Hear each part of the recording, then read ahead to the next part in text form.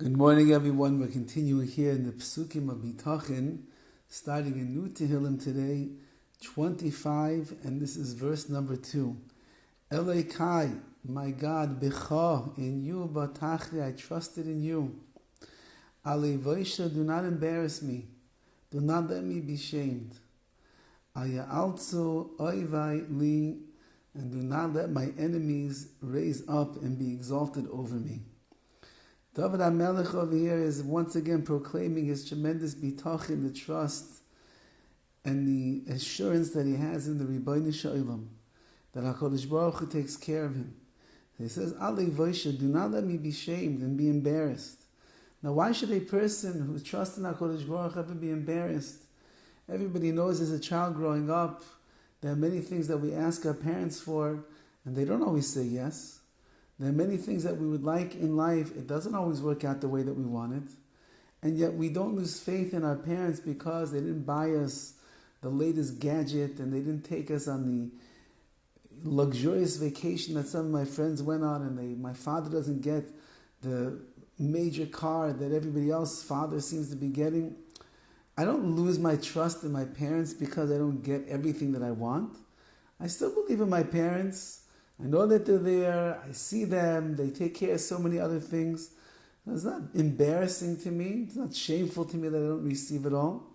So a person is Boiteach B'Hashem. HaKadosh Baruch Hu is the greatest parent in the world.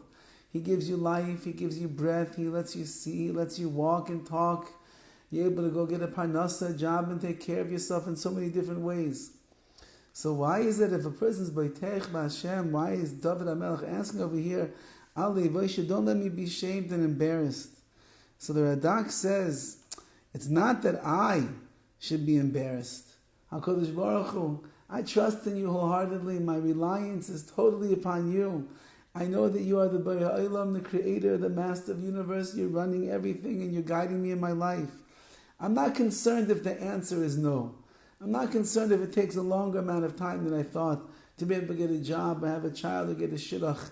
I'm not concerned about that. It's not embarrassing to me. But Ribono Shel Olam, everyone's watching me. And they look at me as being the quintessential Boiteach B'Hashem, a person that trusts in you, HaKadosh Baruch Hu. And they're waiting to see, does the person who relies on HaKadosh Baruch Hu receive the answers that he wants? Does a person that invests his trust in Hashem, a person who walks around and he says, Baruch Hashem, Im Yirtzeh Hashem, Be'ez Hashem. Everywhere I go, everybody hears me say those words that I trust and I believe in HaKadosh Baruch Hu. So they're waiting to see, does it work? Does a person that trusts in HaKadosh Baruch Hu, does he get what he wants? Does HaKadosh Baruch Hu respond in kind to his wellsprings of faith and trust? And therefore, whatever it is that I need, HaKadosh Baruch Hu, give it to me. Not for myself. I don't need it. I trust in you no matter what. But I don't want you to be shamed in the eyes of others.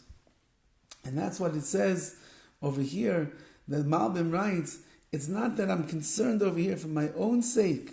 Rather, I'm troubled that if you will not give me what it is that I'm asking for, what it is that I need, so then the wicked people of this world, they will use the lack of my receiving as a proof, as evidence for them, that they can deny that there is chas v'chalila, deny that there's a Ribono Shel Olam. How are they going to say that there's HaKadosh Baruch Hu if it doesn't answer you?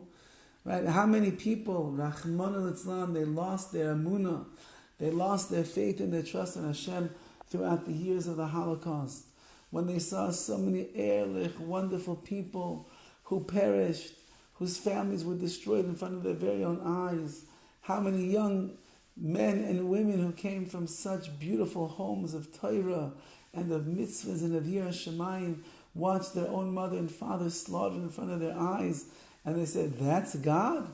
My parents lived all of their life, Shabbos, Kashrus, Yiras Shamayim, the Mesiras Nefesh for mitzvahs, and this is the reward that they get? And that child walked out of the Holocaust no longer believing in HaKadosh Baruch Hu. So my fear is not for myself.